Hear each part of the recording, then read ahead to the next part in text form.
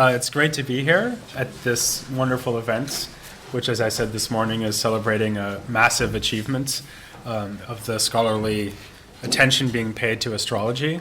And with this topic, I'm aware that this is sort of the intellectual equivalent of bringing coals to Newcastle, because of course you all care about astrology already, which makes you, I would say, unusual among an academic audience.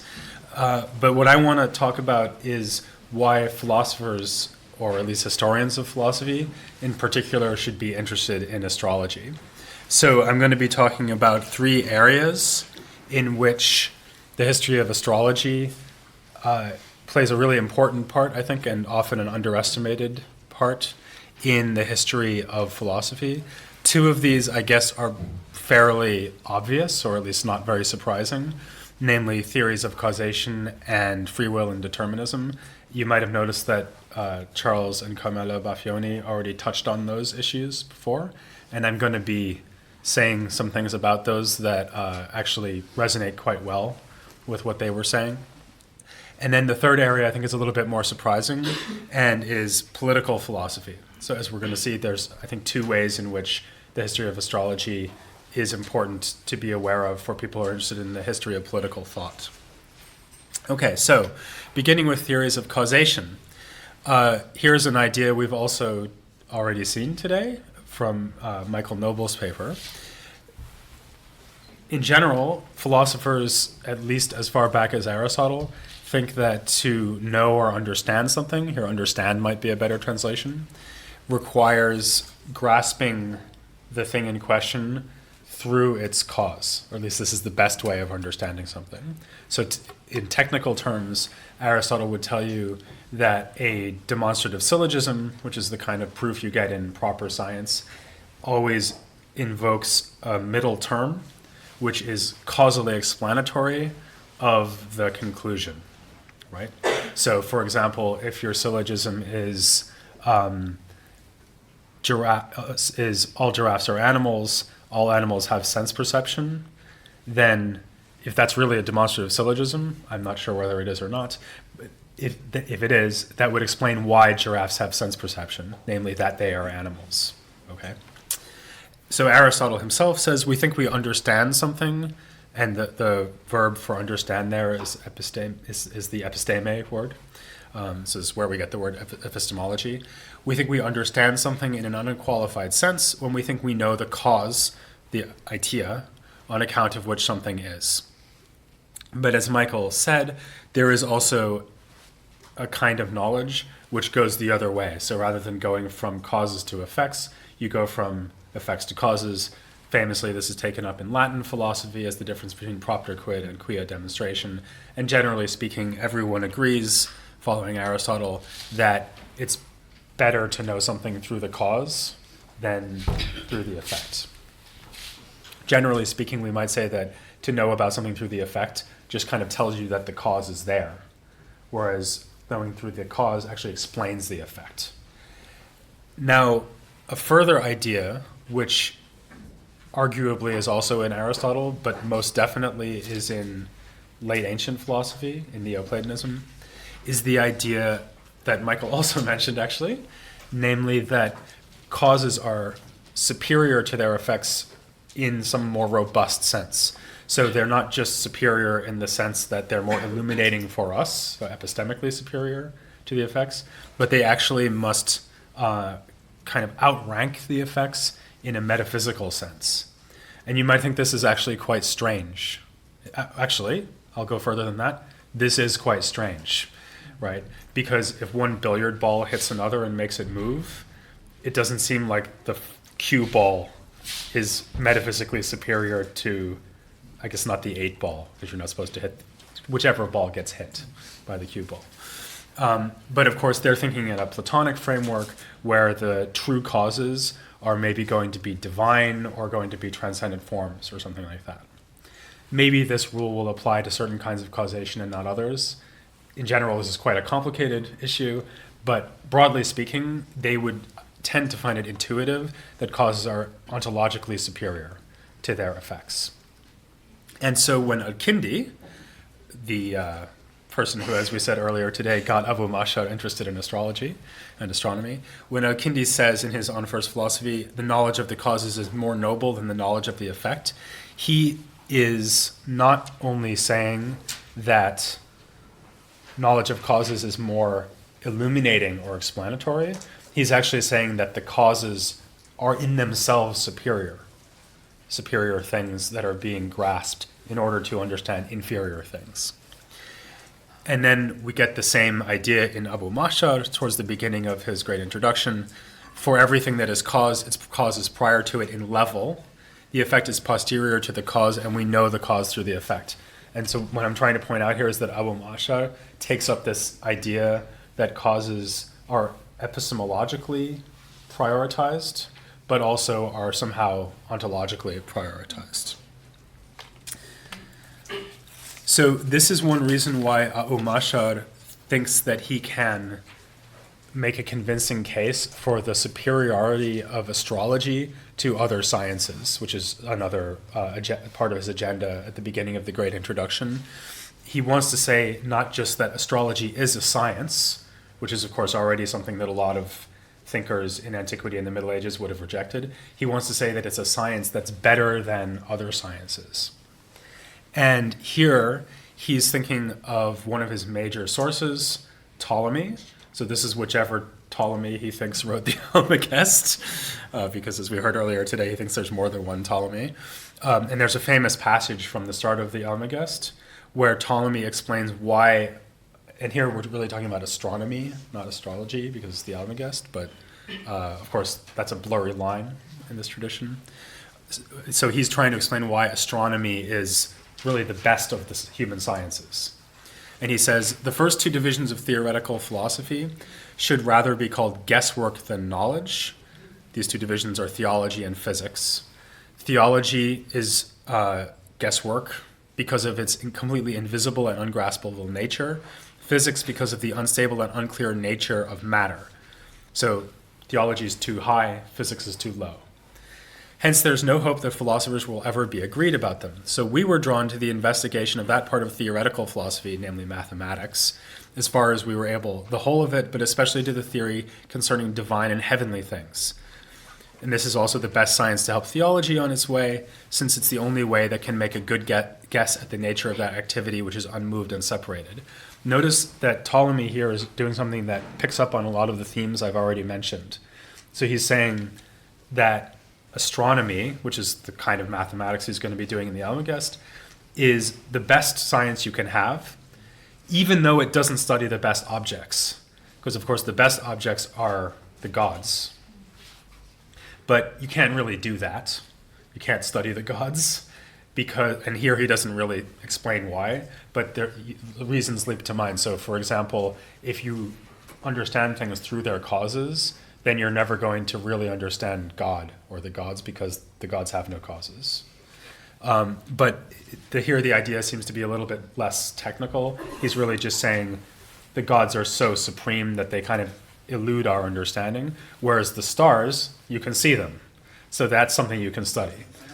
But but studying the stars is better than what he's here calling physics, by which he means, I guess, the physics of the sublunary world. And that's because, of course, the stars are unchanging, perfect. They behave in ways that we can exactly model using mathematics and so on. Notice he also says that they're divine, right? So he says, especially to the theory concerning divine and heavenly things, this is the branch of mathematics, which is astronomy. So both because it's accessible to us as a proper science which understands things through causes, and because of the ontological status of the things being studied, astrology is as good as it gets. Notice at the end of the passage, he makes an allusion to this kind of knowledge that works from effects to causes, right? So, like I said, he would say that we can't really have proper understanding of the gods, but we can have improper understanding of the gods by understanding their effects. And in the first instance, that means or maybe in the best instance, that means studying the gods through their effects in the heavens. Okay, so if you're studying the heavens because they are causes, then it better turn out that the heavens are really causes, right? So if the idea here is we're going to understand everything about the world by studying heavenly bodies as the causes of the things happening around us, which is really what both Ptolemy and especially Abu Mashar want to say. I mean, that's what astrology is, right? It's studying the stars as causes or signs. We'll get back to that later, but as some kind of indicators for what's happening down here. If that's what you're doing, then you want to explain the relationship that licenses you to say that you are in fact understanding the things down here through your grasp of the things up there. So are they really causes? Abu Mashar and al-Kindī want to say definitely yes, but as we already heard earlier today from Charles, the sense in which the stars are causes of things down here is actually open to debate, and in fact it's not even very clear, especially in al-Kindī. It's clearer in Abu Mashar. Providentially, a lot of this is going to be about providence, and it's at work in the fact that I'm going to talk about al-Kindī, which is good because Charles already talked about Abu Mashar's views on this. So al-Kindī wrote a whole treatise about this, in fact two, called The Proximate Agent Cause of Generation and Corruption, and On the Prostration of the Outermost Sphere. He had a real flair for titles. Actually, they probably didn't have titles. They're just epistles to various patrons that get headings in the manuscript. So he thinks that he can prove that the heavens are in fact causes of what's happening down here. The difference between the heavens and what's happening down here is a question that he deals with in a very Aristotelian fashion. The heavens move in perfect circles. The sublunary elements, air, fire, and water, move in straight lines. And basically for this reason, the heavens are indestructible. They're ungenerable and indestructible, in fact. So they cannot be brought into existence. They're never generated, and they're never corrupted. Some of you may be thinking, hang on a second, I thought al-Kindī denies the eternity of the world. Were some of you thinking that? Whoever was thinking that, you get 1 point. You're right. So he raises this question himself and deals with it in one sentence. And he says, when I say that they're ungenerated and uncorruptible, I mean for as long as God wants. So the point is that there's no natural process of generation and corruption which affects the heavens. There is a supernatural kind of generation and corruption that affects the heavens, namely creation and then whatever happens later. But hopefully we won't be around for that. And actually, if we are around for it, we won't be around for it long. Okay, so he says, as I have here, I won't read this out, but this is just a passage affirming that they are, in fact, the proximate agent cause of generation and corruption. Proximate because God is the remote cause. Okay, so God is the ultimate cause of everything that's happening down here. The heavens are the proximate or near cause. How is this causation going to work? Well, we get two models in al-Kindī. So that's a picture of someone striking a spark and a picture of two harps. So the two models he's going to offer us are a model that involves friction, which Charles already mentioned, and a model that I'll be calling the resonance theory. So in proximate agent cause, we get the same story that Abu Mashar tells us in the Great Introduction, which Charles was mentioning earlier. This, I take it, is not a coincidence. And I don't know who's really responsible for introducing this into their circle, but they're really getting this from the Aristotelian tradition. Charles mentioned there's a passage in the Meteorology which strongly suggests that it's motion of the heavens over the sublunary world that causes heating, and the absence of motion that causes cooling, right? So when there's no friction happening, that explains cold and moisture. And Kindī says in a very similar way, whenever heavenly individuals are distant from the zenith over the earth, cold predominates. When they're near, heat predominates. Then moisture and dryness follow. Okay? And the idea seems to be some kind of rubbing process. This, I think, is actually not just from Aristotle, but is from Alexander of Aphrodisias's theory of how astral causation works. And some further evidence of this from the same treatise is that Kindī really explains, and this is actually very similar to something Charles quoted this morning.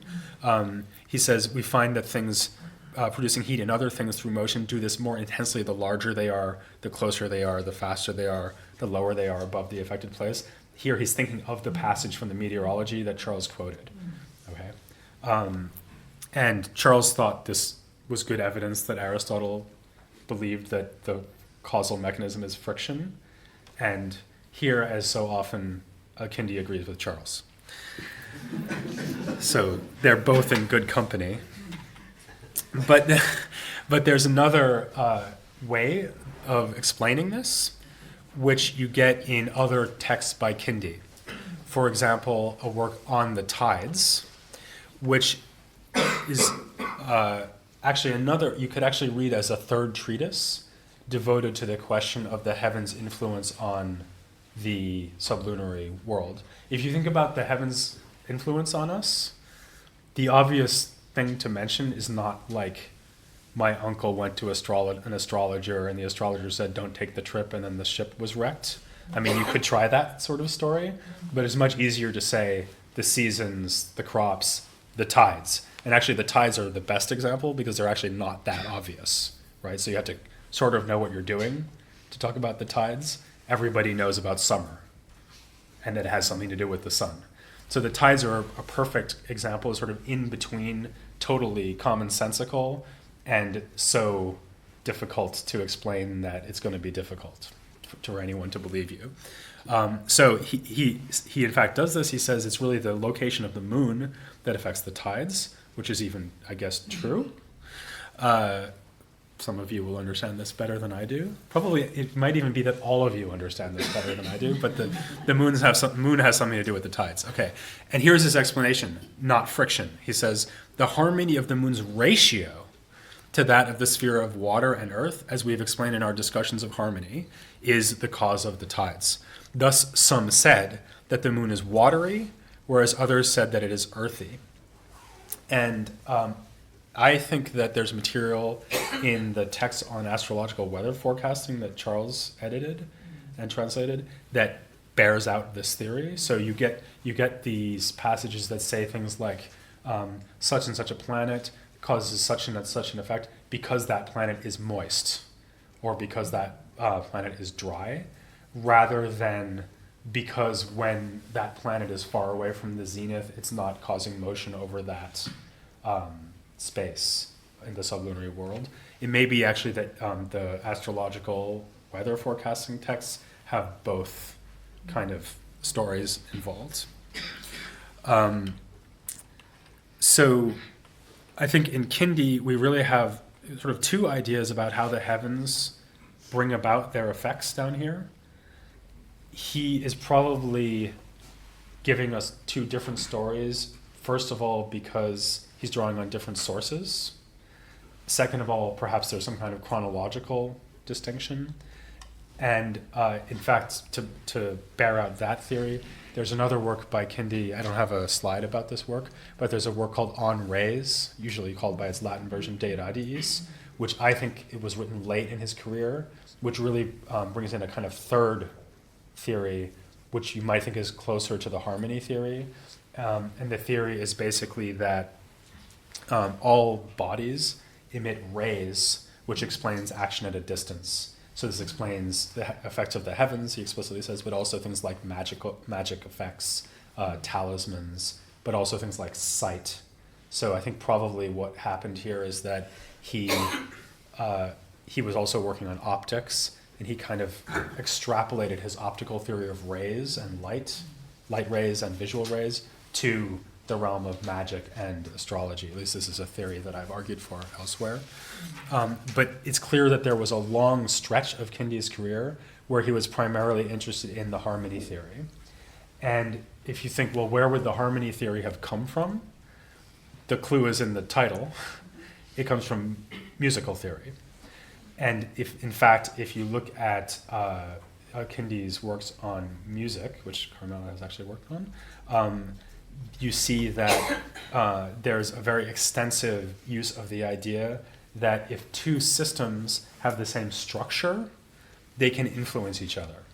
So a great example is the lute. the lute has 4 strings, at least the lute that Kindī talks about has 4 strings. And he says, for example, that you can use the lute to manipulate people's bodily constitution, which will do things like changing their emotions, because we have 4 humors. 4 humors, 4 strings on the lute. He tells you which strings on the lute correspond to which humors, right? So the thinnest string that plays the highest notes affects blood and so on. And if you know what you're doing and you play the lute at someone, it will have a certain effect on them. There's even a story about Kindī in a later source, which I'll actually tell the whole story because it's great. Some of you will probably know it, but it's worth hearing again. So there's this merchant who hates al-Kindī and goes around Baghdad saying nasty things about him. And then the merchant's son falls ill. And this is a disaster because the son is actually struck by paralysis. And it's not a disaster emotionally so much as the fact that the son knows all of the merchant's business affairs. So now all the data he needs to keep his business running is sort of locked in his son's head, and he can't get at it. So he goes to every doctor in Baghdad, none of them can help. Finally, into his desperation, he goes to his enemy Kindī, and Kindī says, I got this, brings his students, tells them to play the lute around the boy. The son sits up, and they say, quick, tell us everything about the accounting. And the boy recites all the numbers and, deals they've made. They write it all down, and then the son falls back down paralyzed again. And the father says, could you please bring him back again? And Kindī says, I can't because God decides how long everyone's life will last, and now he's going to die. Okay, so I'm not necessarily saying that this story is true, but it does make the point. And so what I'm trying to point out here is that there's a causal theory behind his use of astrology, which is not the normal Aristotelian causal theory. And I think probably this crowd won't think this, but I think a lot of historians of philosophy would think, oh, this is really sad, because here we have these philosophers retreating into something that looks kind of mystical or inexplicable, right? So you just have 2 things with similar structures, which might be very naive, right? 4 and 4, 4 humors, 4 strings. That doesn't look like a causal explanation. But I would like to suggest that actually this is a very deeply embedded way of explaining things in human nature. And I have a surprising example to show this. So I was reading, as I occasionally do, something recently about astrology in Madagascar. Because I'm interested in, for complicated reasons, I had to read up recently on African theories of divination. Okay, so I happened to read this article that is about 20th century beliefs in Madagascar about how astrology works. And it turns out that, does anyone here know about this, by the way? Okay, so that's good. So it turns out that one of the things they do is make sacrifices at different spaces in their house at different times of the year. And the reason that they do that is that they have a square zodiac. And the article's authors claim that the square zodiac may be a borrowing from Indian astrology. I don't know whether you all find that plausible. But here on the left you have the house, and there on the right you have the zodiacal pattern, and the idea is that you match the 2 things. Okay. They also match the times of the year to the parts of the body. The times of the year, by the way, are given names that derive from Arabic. So actually this is a great example of something I'll mention later, which is astrology's capacity to be a bearer of cultural knowledge from one sphere to another. So here we have a combination of indigenous cultural beliefs, Islamic astrological technical terminology, and perhaps Indian astrology. They also, for example, have a system of divination where if a fly goes under your clothing while you're talking to other people, then this means a certain thing depending on which part of the clothing it was. There's another idea that if rats nibble on your clothing, you should count the number of holes and then do some kind of divination procedure. And again, the idea is that the parts of the body correspond to the parts of the zodiac, just like the house. Okay. So this is clearly a very rich and complicated example of exactly the same kind of reasoning. So you have like a house, the human body, maybe the clothes on the human body, and the zodiac. You match them up, and then you add sort of technical knowledge, which is the knowledge that belongs to the diviner or astrologer. And the technical knowledge involves precisely how you draw these analogies. Okay. Now, of course, I'm giving the example of Malagasy folk practices, which again might not convince your average historian of philosophy that this is sort of philosophically respectable. But actually, I think if you look more closely at the history of causal theories in antiquity and the Middle Ages, you see that this is actually quite pervasive. So you find it in Pythagoreanism, most obviously. But in fact, if you're thinking about something like the Stoic theory of sympatheia, which was also sometimes invoked to explain action at a distance of various kinds, it's really the same idea. So you're talking about something like resonances or harmony, matching harmonies between two systems, and that's supposed to be causally explanatory. And I think that is, in a way, the kind of middle step in Kindī's development and thinking about astrology and other magical processes. Well, maybe I shouldn't call it astrology magical, but you know what I mean? So like occult, hard to explain causal mechanisms. He has a kind of very basic Aristotelian mechanism, friction, and then he has this rather ill-defined, but I think very intuitive actually, harmony theory. And then he has the theory of rays, which I think is probably a causal explanation, which is designed to explain why the harmony theory works. Okay, and this is interesting as and just in terms of what it means for Kindī's own philosophy, and maybe indirectly Abu Mashar.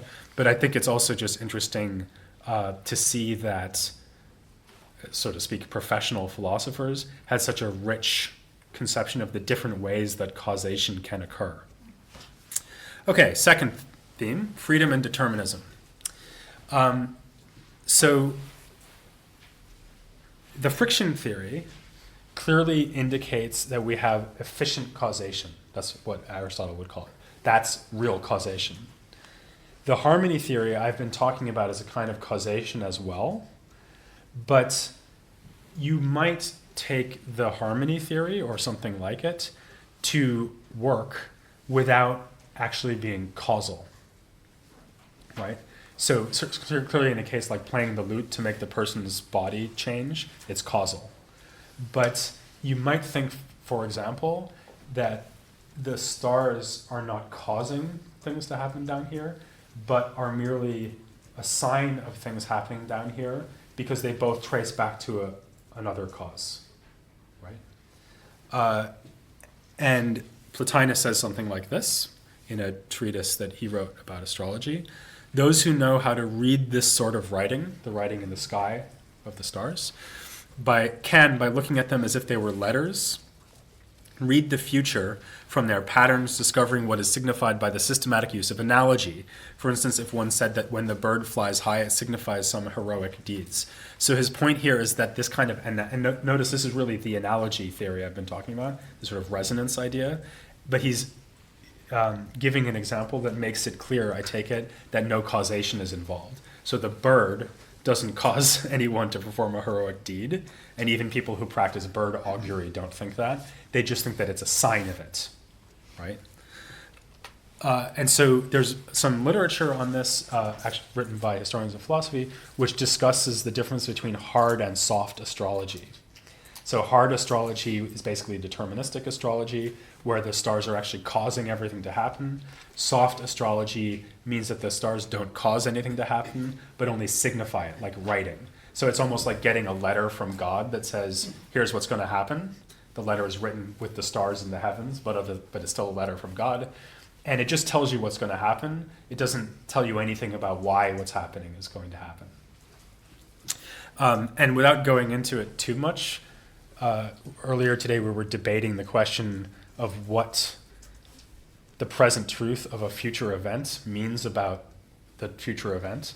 But if you think about it, it looks like the mere fact that it's true now that I'll do something tomorrow is compatible with my doing it freely, because here's something that could be true. Tomorrow I will freely choose to eat breakfast. Okay, that doesn't sound incoherent. And in fact, that's a solution you also often get to the problem of divine foreknowledge in the Middle Ages, that God foreknows what we'll do, but he foreknows that we will do it freely. Of course, it's much more complicated than that, and we can talk about that some more. But it's clear that the hard astrology idea has more overt deterministic implications than the soft astrology idea. I think, in fact, soft astrology only would lead to determinism if you thought there was a problem with sea battle kind of determinism, so present truth implies deterministic consequences. If you thought that, it would be a problem. Or you might think, well, if the stars are signs of what will happen, how do they know? Right? So how is it that they function as signs?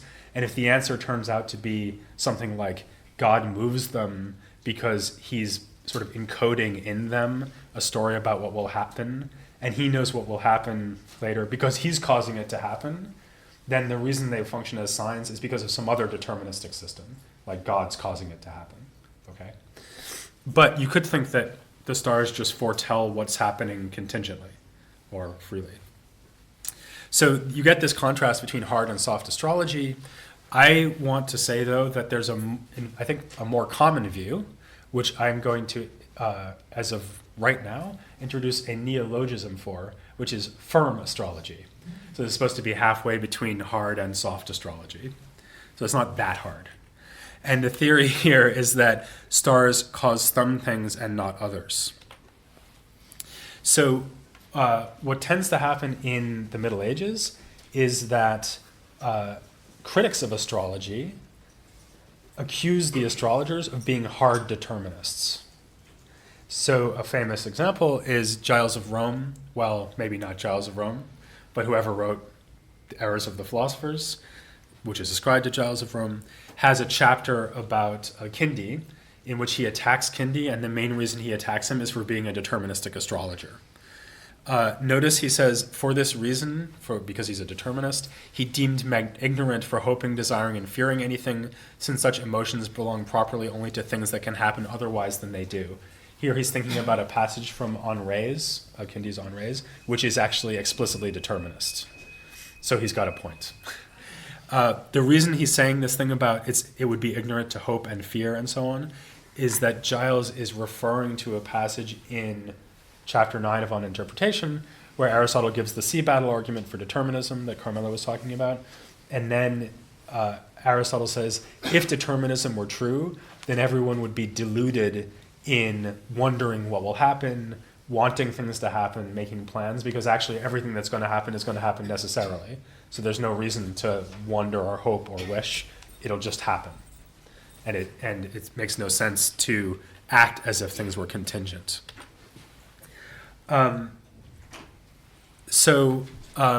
I pointed out just now, this worry could arise also with soft astrology, right? If it turns out that the reason soft astrology works is because God makes everything happen and then uses the stars as signs of what will happen.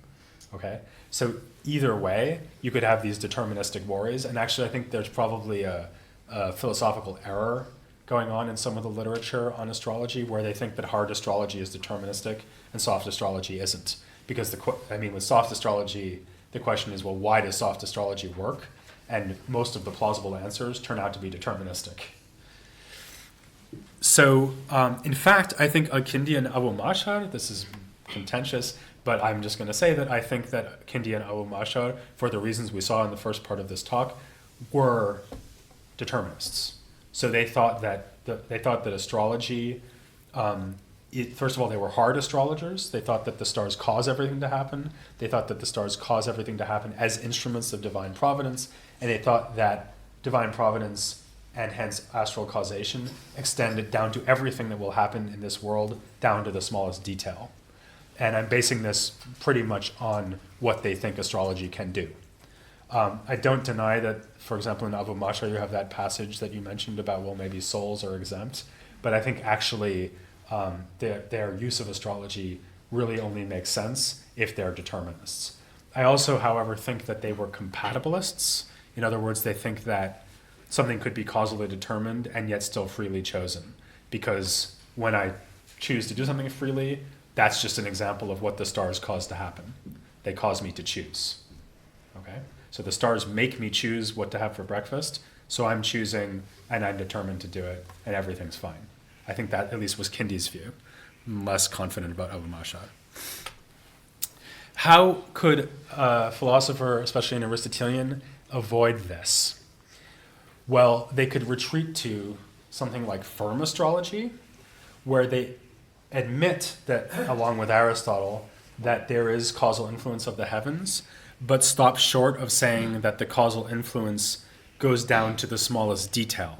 So the point of this picture is that it's a bunch of horses. I know some of them are zebras, and donkeys. Okay, so are they all equine? Maybe? These are equines. And the point is that the point of the picture is supposed to be that represents the level at which stars might cause things to happen, namely at a general level, but not an individual level. So they would not cause, for example, this horse to eat this grass at this moment, but they would cause there to be horses, or if you like, equines. So what this means is that all the general features of the world would be explained by the heavens, but not the particular ones. And as it turns out, whatever you think about what Aristotle would think about this, there's a very clear and explicit advocate for this view, whose views were accessible and influential in the Kindī circle.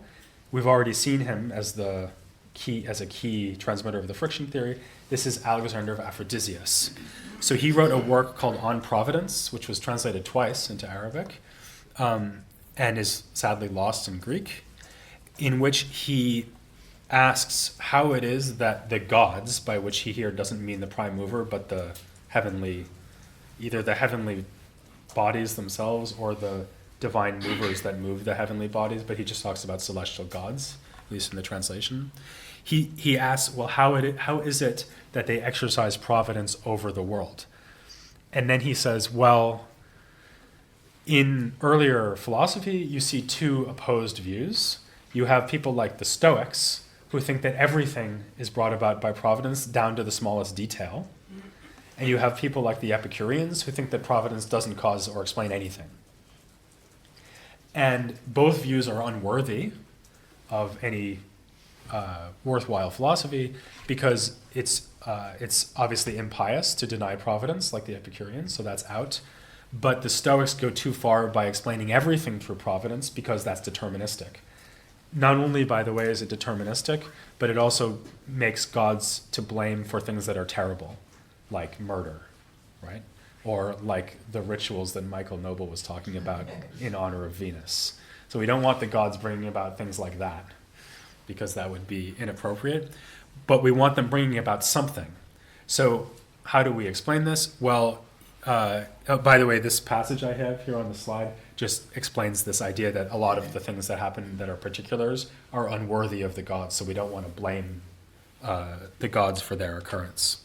So what he says instead is the stars bring about the universal general features of the natural world rather than individual things. So, for example, brings about that there are seasons, that there are certain species that through reproduction are eternal, and so on, but nothing more detailed than that. And this, I think, is the direct predecessor of one of the most famous theses and most notorious theses in all of Arabic philosophy, which is that God does not know about particular events. So if you think about talk about a case where where astrology is relevant for the history of philosophy. So here we have probably one of the three most famous things in Arabic philosophy, namely Avicenna's denial that God knows about particulars. And its immediate inspiration, I would say, is this claim of Alexander's that the heavens do cause things, but universally not in a particular way. It's exactly what Avicenna says. God knows things in a universal way and not in a particular way. That cannot be a coincidence. And you can actually see as a kind of middle stop on that itinerary that al-Fārābī agrees with Alexander's position on providence and even uses it in a discussion of astrology. So this is actually another text that we read once in the Warburg reading group. It's a short treatise where he rejects the claims of astrologers, and in fact he makes fun of the claims of astrologers. He's quite nasty about it. It's interesting, he also has a treatise on alchemy, and in the treatise on alchemy he says, well, actually in theory this could work, because we all know that in Aristotelian physics, in theory anything could be turned into anything, because you just get it down to prime matter, change its elemental qualities, and then build it back up. But in practice it's just too difficult. So in theory alchemy could work, in practice it doesn't, he thinks. But with astrology he doesn't even think that it could work in theory. And the reason, so it's not that it's too hard, it's that it cannot be done. And the reason it cannot be done is this: there is no method at all for knowing, apprehending, or comprehending any of the things that are coincidental or accidental in any way. The celestial bodies are reasons and causes for such things. So, he also gives the same kind of deterministic or anti-deterministic reasoning that we saw before, for example, with Giles of Rome. If nothing in this world were coincidental and without known causes, then fear and hope would be eliminated. Once these are eliminated, then there would be in human affairs no order at all, whether in matters of law or of governance. So this is the same kind of thinking, right? If determinism were true, astrology implies determinism, and if determinism were true, there would be no point to human planning. And so what he wants to say is that the realm of the accidental is the realm of the sublunary, whereas the heavens cause necessary and general features of things. At least that's what I take him to be saying. So he's actually using Alexander's theory of celestial causation against astrology. It's not so clear actually how Fārābī takes astrology or astrologers to be reasoning in causal terms. So it's not so obvious how he thinks they think the stars cause everything to happen, but at least part of what he says would be relevant to these kind of resonance theories or harmony theories, because he has a passage where he makes fun of this idea that the signs of the zodiac are linked to the various parts of the body. So he would not have been happy in Madagascar.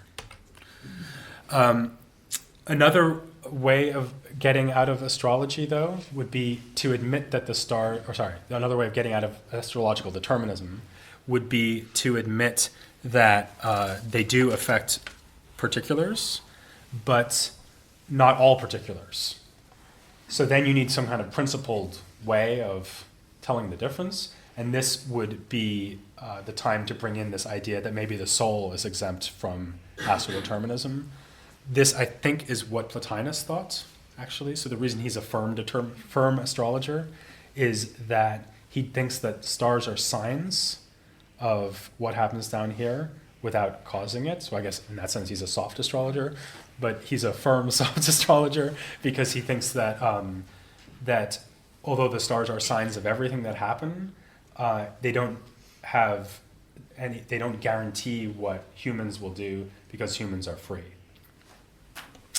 And I think that you could probably find a lot of thinkers in antiquity and the Middle Ages that fall into this category. So they're happy to say that the stars cause things. They're even happy to say that stars cause individual particular things. And actually weather forecasting could be a great example, right? Because there's no human agency involved. So if you think about something like asking an astrologer whether it's a good time to go on a sea journey, that is something that someone with this kind of view could think would work, right? Because sea journeys fail when there's a storm, right? So you're asking the astrologer, maybe. I mean, you could also get attacked by pirates, of course, which would involve human agency, but at least it's a possible view, and I think a view that was held by some, that astrology does work, but just not for human agency, because human agency is free. So an example of this would be Ibn Dawood, who's a Jewish philosopher from Andalusia who was probably involved in the Arabic Latin translation movement, assuming that he's Ibn Dawood, that he's the same guy. And he says, very much like Kindī, that the stars are servants of divine decree, but he doesn't want to say that God causes everything to happen through them. And in particular, he wants to exempt not so much free human actions as evils. So he has the same worry that Alexander did. We don't want divine causes causing anything evil to happen. So we just say that that's not, so that basically the heavens are God's instruments, but they only cause good things to happen, not bad things. I just want to mention while we're on while we're on Jewish philosophy, that the more famous Maimonides, another Andalusian Jewish thinker, is another example of an Aristotelian who adopts Alexander's theory that the stars only cause things to happen generally at the level of species, and so astrology will not work. Astrology understood as the use of the stars to predict particular events. And in fact, he's extremely anti-astrology. He really, if you're going to name a medieval philosopher who hates astrology, Maimonides would be an excellent choice, because he says that the reason, or one reason, why the Second Temple was destroyed was that the Jews of the time were wasting their time with astrology rather than getting militarily prepared to defend themselves. So that was about the nastiest thing you could blame on astrology, I would say, if you're a Jewish thinker. Okay, finally, just for about 5 or 10 minutes, let me say something about a third area, which I think is a little less obvious as an area of philosophy that would be relevant, and this is political philosophy.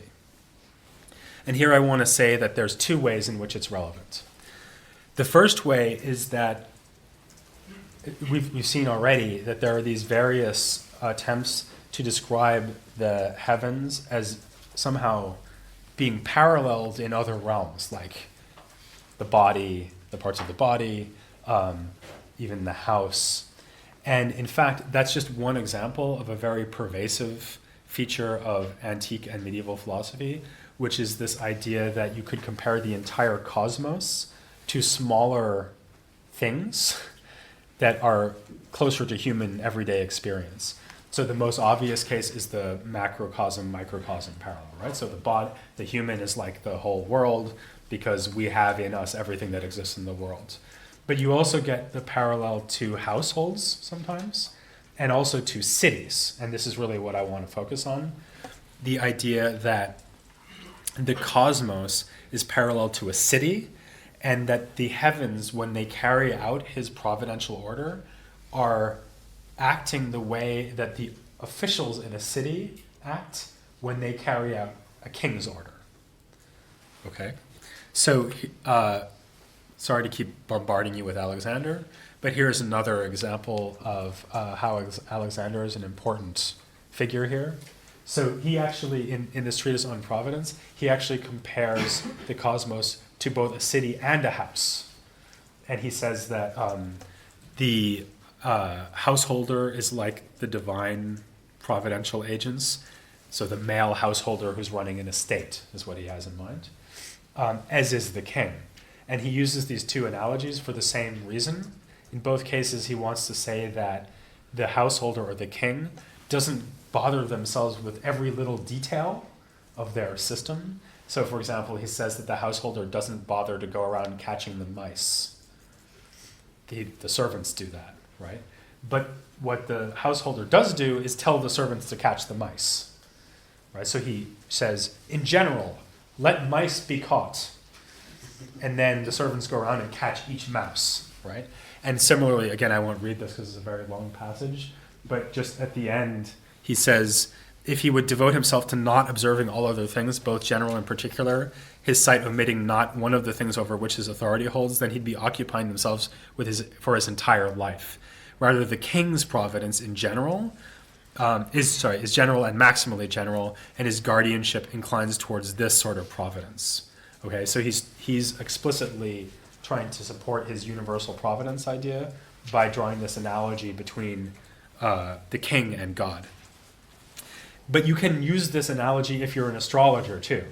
So Kindī, in On the Prostration of the Outermost Sphere, says that the stars are the instruments of divine providence because he commands them to move. So he brings in this political notion of command, amr, and uses that to explain why it is that the heavens move in this particular way that brings about all of the particular events that happen down here. So there's a kind of politicization here of astrology as a theory that we see both on people who think that the stars can cause particular events and among people who think that the stars only cause things to happen in general. So that's one way in which the history of political philosophy and the history of astrology are intertwined. Another way is, and this is, I guess, a little bit more obvious, just the fact that so many political rulers invoke astrology. And in fact, it's a very striking feature of the history of astrology that it's very frequently supported by courts and other powerful people. And you often see politicized examples of debates over astrology. A really good one, just to mention the medieval culture that has not played a role in my talk yet, comes from Byzantium, because in Anna Komnena's history devoted to the heroic deeds of her father, the Alexiad, she mentions along the way that she has dabbled in astrology, but only enough so that she can refute the bogus claims of astrologers. And she also mentions that her blessed father also rejected astrology and didn't have him in his court. The reason she's saying this is probably because her nephew, the sitting emperor, loved astrology. And she's really annoyed that his father and he got to be emperor and she didn't. At least that's one reading of what's going on. And so she's kind of poking the other branch of the family for being sort of quasi-pagan astrologers. And she doesn't just sort of insult them, she gives a reason, and the reason she gives is that astrology is deterministic. So a good Christian shouldn't embrace it. So that's a very political, a very good example of a political use of astrology, but it goes all the way back to antiquity. You all know the story about Octavian having his horoscope read. And so first his friend's horoscope is read, and it's really great because his friend's going to be a great general, and Octavian doesn't even want to have his read because he's now going to look bad next to his friend. And then I guess the idea is the astrologer does the forecasting and just falls to their knees in front of him, like worshiping him, because they've seen that he's going to be Augustus Caesar. That's a story, but we actually know that he published his horoscope and had his zodiacal sign minted on his coins. So the use of astrology to legitimate political power goes way back and may have played a very significant role in something that's dear to all of our hearts, which is the Arabic translation movement.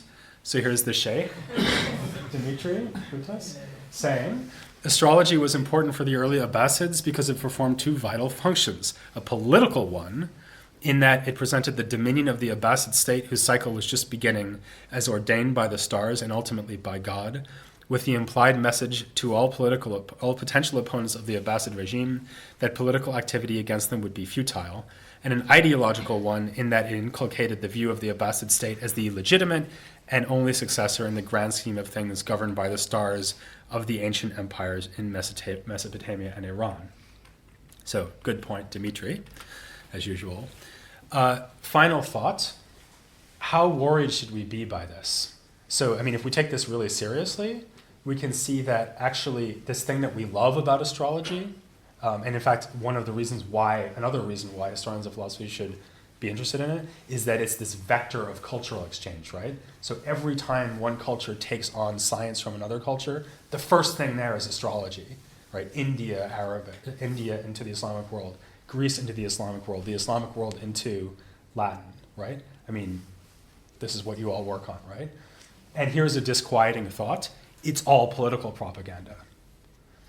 And that's true, but I think we should just accept that and realize that that's part of the story, but without forgetting that all philosophy is pretty much political propaganda. And in fact, I think this is a deeper and less obvious lesson that historians of philosophy can take from the history of astrology. With astrology, it's just obvious that it's in part political propaganda. That doesn't mean that it's not science or that it's not serious. It is. But it was used as political propaganda, and that's one big reason why it was so prevalent in the history of science. And this is true of philosophy in general in a way that's much harder to spot. So to mention Dimitri Gutas again, he talks about the way that all of the sciences were translated into Arabic in part as a way of legitimating Abbasid political power. That's why he mentions astrology, it's just because it's a good example. Or in competition with Byzantium, or even think about something like, so my favorite example of this, which I always choose because it makes people so nervous, is that Aristotle's views on natural slavery, which basically are that everyone who's not from Greece is a natural slave, are defended with the idea that climate makes everyone other than Greeks slavish. And if you think about it, his whole cosmology could be construed as an effort to explain why only the Greek climate is so good. So you could, if you wanted to, you could read all of Aristotle's natural philosophy as this huge, complicated justification for the superiority of Greeks to other people, and then the superiority of aristocratic men to all the other Greeks. That's not the only way you can read it, but it is that. Aristotelian natural philosophy is among many other things, a justification for why Aristotle is a rich aristocrat and y'all aren't, right? And so I think the great thing about astrology is that that's on the surface, because it's so politicized so often that it kind of gives us an insight into the way that science has often worked throughout the history of philosophy. Thanks very much.